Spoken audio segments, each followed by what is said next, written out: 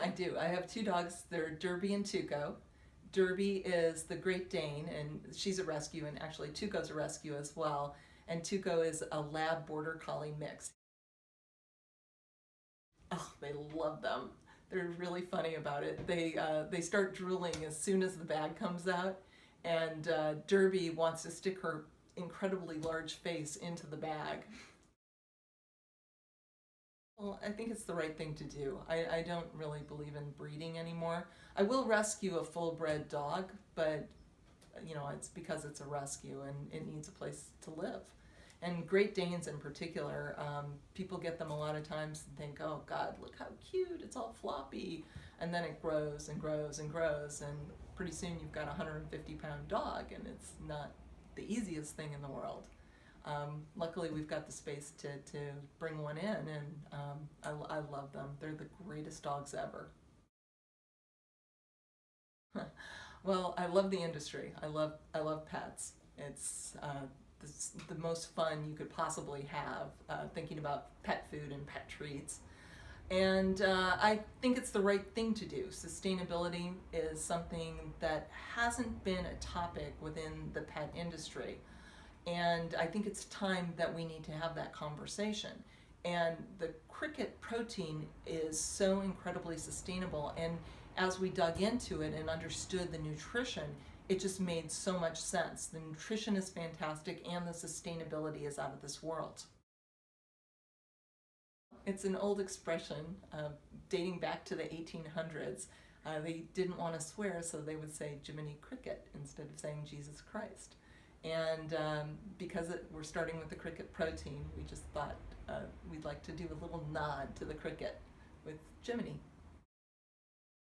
It came from The Good, the Bad, and the Ugly. However, a lot of my friends keep thinking it's from Breaking Bad. It is not. It's not from Breaking Bad. It's Tuco in The Good, the Bad, and the Ugly. And he is a sidekick, and Tuco is definitely a sidekick to Derby. We do go to the river a lot, and she will wade in, but only up to like elbow.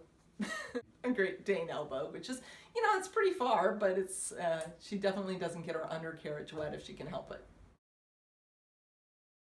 A cricket is the whole bug. Cricket powder is what we use in the product, and essentially it's been ground up into a protein powder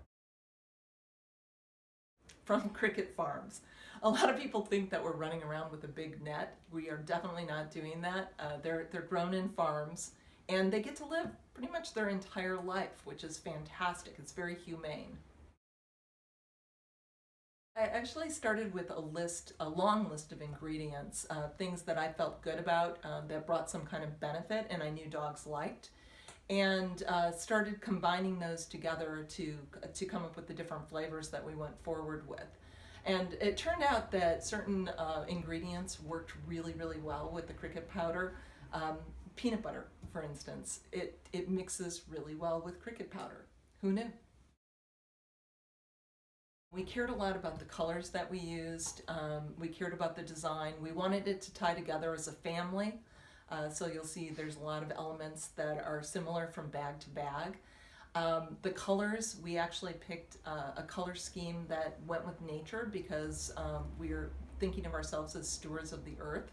So we wanted to use that kind of color palette. There's also a nod to the cricket with the little cricket watermark that you'll see. It goes around the front and the back of the package. Well, again, it's a nod to the cricket.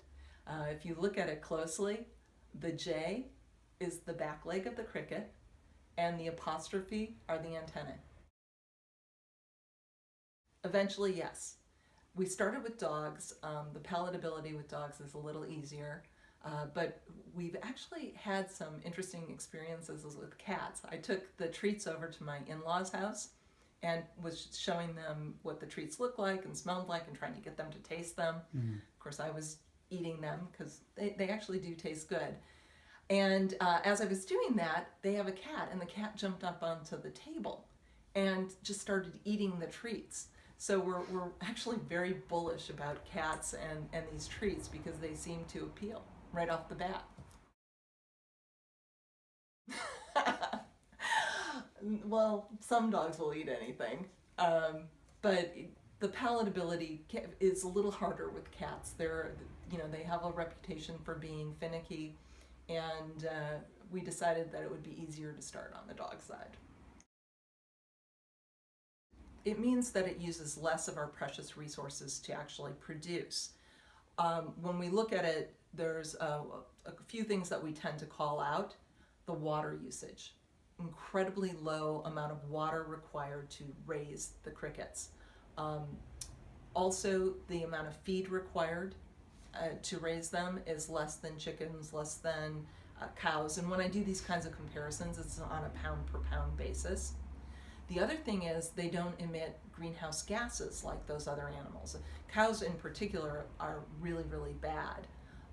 And also they require much less space to raise. The cricket powder brings a lot to the table. It's really high in protein. In fact, higher protein than beef, which I was really surprised when we did some tests at the beginning, because we made some treats using the same ingredients, just swapping out the protein source. And the cricket protein treats were higher in protein than the beef ones were. But it also brings omegas, fiber, something that no other protein source really brings, and as well as things like iron. So there's really a lot of benefits to this as a protein source. Well, what we're referring to is that the crickets get to live most of their natural life. When you compare the crickets to other protein sources, the crickets are living 75-80% of the life that they would have lived. And they're living in cricket condos. They like to live together, they like to live in dark spaces. So all of that we can provide, and it's very humane. When you contrast that to other protein sources, they're living less than 10% of what it would have been their natural life. And usually the living conditions are much worse as well. I've tried them all, and I actually like them all. I would have to say, though, probably the peanut butter and blueberry is my favorite. Actually, yeah. They like them all, but I would say that Derby seems to like the sweet potato and apple the best, and I think actually Tuco's with me on the peanut butter and blueberry.